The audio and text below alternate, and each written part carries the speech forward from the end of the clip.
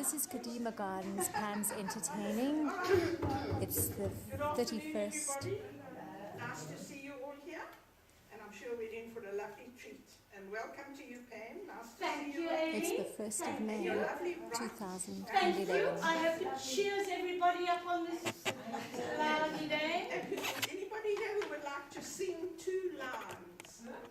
Well, it's too late now. All right. And it's a surprise. And you just leave it now as it is, Amy. All right. Okay, so you carry on. Thank you very much. Thank you so much for inviting me again. I'm going to move this so that I have a little more space. Because that's fine, because now I can spread myself. This is the 3rd time I've been invited, and I thank you all very much for your invitation. And because this is the 3rd time, I have am bringing you all new stories. I have a list with me of the stories that I told 2 years ago, a list of the stories I told last year, and now I'm hoping to bring you all new stories that are fresh and enjoyable. And some of them I'm going to give a little bit of an explanation to so that you enjoy them even more. The first story is called The 10 Sons. There was a wealthy man. He was wealthy because he had a wife who loved him. He was wealthy because he had 10 sons. And he was wealthy because he had a goodly number of gold coins. He had worked all his life very hard to accumulate his wealth. And with it, he gave to charity. He was known for his good deeds. He had many friends, and he was well respected in his community. He was indeed a wealthy man.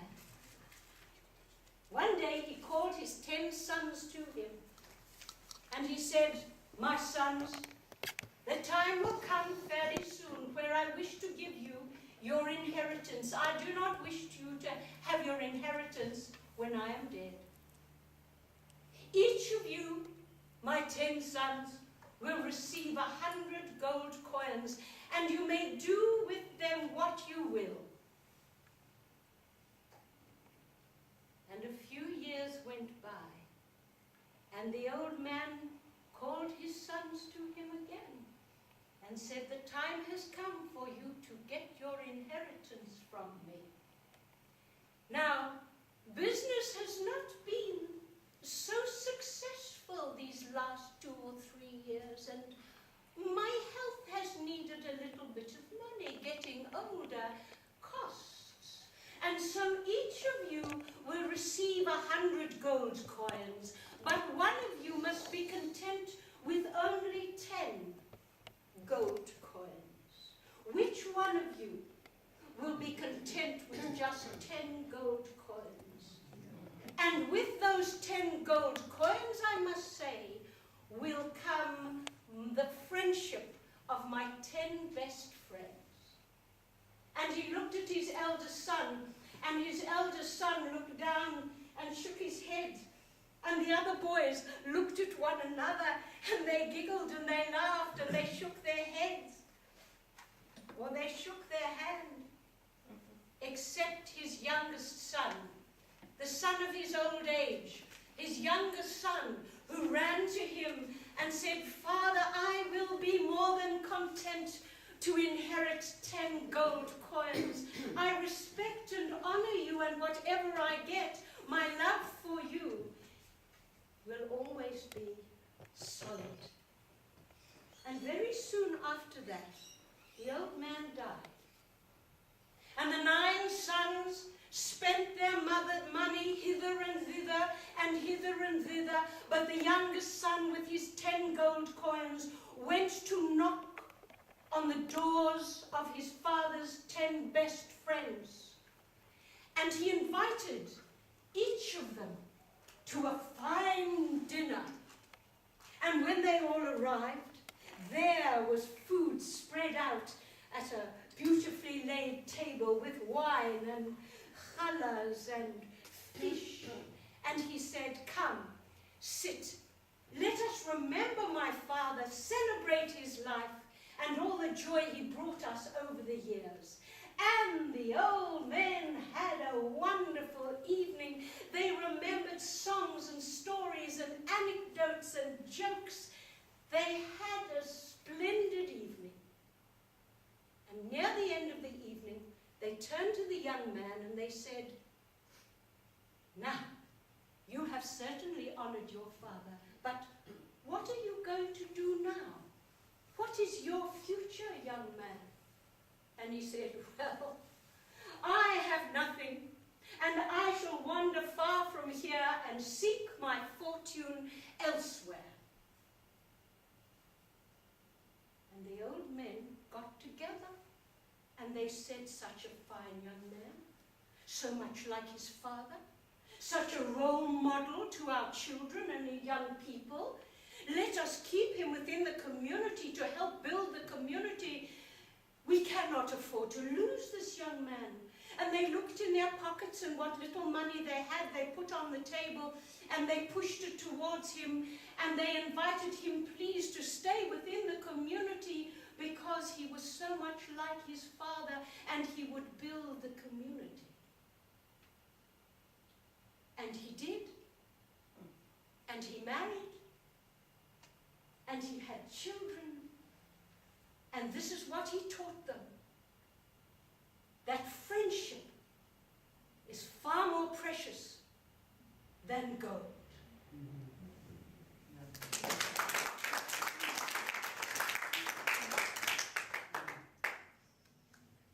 It's a good story. You know,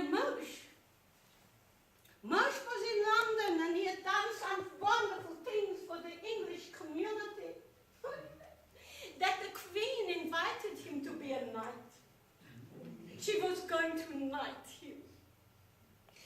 The day before, the Queen's guard, called him and said, "All the men who are going to be knights must come to the palace very early because they have to learn what to do." And so all the knights gathered in the castle, and they were taught what to do. When the king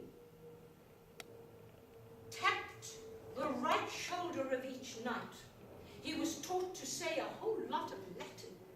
And when the knight was tapped on the left shoulder, he had to say a whole lot of Greek.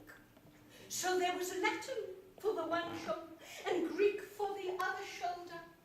And Moshe thought it over and thought it over, and he watched one night coming, and the tap and the tap and the Greek and the foreign languages. By the time Moshe got there, he was in such a commercial that he bent before the Queen, and she tapped him on the shoulder, and he couldn't think Greek, Latin, and what came out was Manish Tana Alayla Hazeh.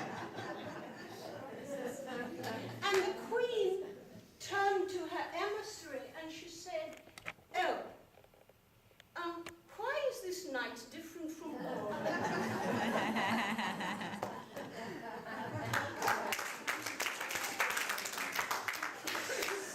Such a silly story. I've got a lot of silly stories, but I liked it.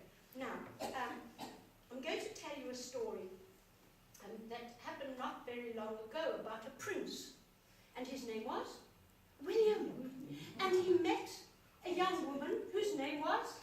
Oh, well, you know the story. This story has been done, so I shall have to tell you another story about a prince and a commoner. There are about 700 recorded stories based on what we know as the story of Cinderella. The earliest one, folklore, that has been written down was found in the folklores of 9th century China. And this is a story that is common right through the centuries and right through the cultures and right through the religions. And there are certain facts that are common to all of them. That there are 3 women involved, as in Cinderella, as we know it, and a parent. and some sort of pairs of shoes. Yes. That is the story of Cinderella. And the younger one gets thrown out, and she done good, mate, and she comes back. The interesting thing, there are a couple of interesting things about this story, and that is that when it was translated from the French into the English, the French word verre, V-E-R-R-E, means glass. But there is an old French word, V-I-E-R, which is pronounced exactly the same, verre, which is French for fur. So in Europe, the story was about a girl with fur slippers, which would make a lot of sense being in a cold country. But when it was translated, they think, incorrectly, with the two words getting muddled up, and so we've got glass. I just thought that might interest you. Elie Wiesel wrote this take on Cinderella for the Jewish community. It's an interesting little story, and more so for me because I don't think it's very Jewish. But never mind, I'm still going to tell it in the light of the wedding we've just had. The story is called Reisele, mein goldene Käppele. Reisele, your Reisele.